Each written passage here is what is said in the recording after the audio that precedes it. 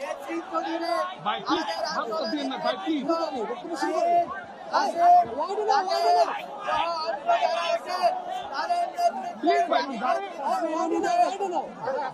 জাতি নেতৃত্ব মেনে নিবে। আমরা আমাদের কাজকর্ম সিভিল সোসাইটি এনগেজমেন্টের জায়গা থেকে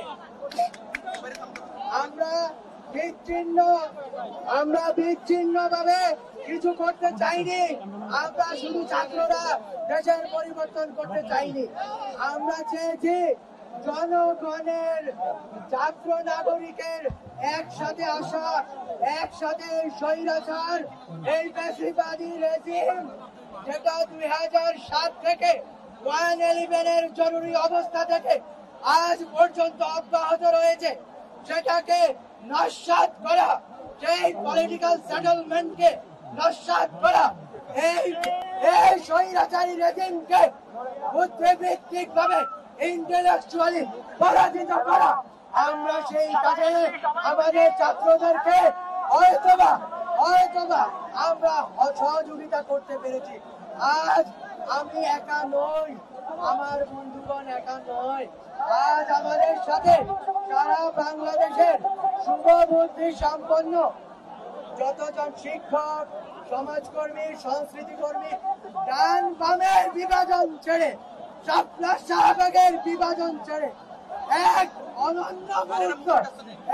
অনন্য মুহূর্ত বাংলাদেশের জন্য আজ এই ছাত্র নাগরিকের গণঅভ্যুত্থানের এই প্রেক্ষাপটে দাঁড়িয়ে আমার বন্ধু আমার পরিচয় পাশ করে দিয়েছে।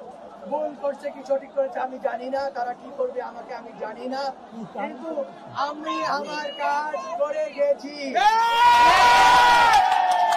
আমি যতদিন বেঁচে থাকবো ততদিনেই এই দেশের নতুন যে পলিটিক্যাল সেটেলমেন্ট হবেই হবে। এই পলিটিক্যাল সেটেলমেন্ট আর জীবনে কখনো এই দেশে কোনো চেতনার নামেই বেশিরভাগ কায়েম করতে দিবে না। আমরা আজকে যে স্রোত বড় হয়ে গিয়েছে, এই যেমন আদায় হয় না, আন্দোলন দায় ও দরদের ভিত্তিতে আদায় হয়। দায়িত্ব দিয়েছেন আজকে আপনারা, এই জন্য গণভবন কেঁপে উঠেছে। লাগে নাই ওখানে, কথা বুঝুন। আর মানবাধিকার অধিকারের রাজনীতি আর নাই এদেশে। এদেশে দায়িত্বের রাজনীতি শুরু হয়ে গেছে। এই দেশে বিভাজন গুলো দরদের রাজনীতি শুরু হয়ে গিয়েছে।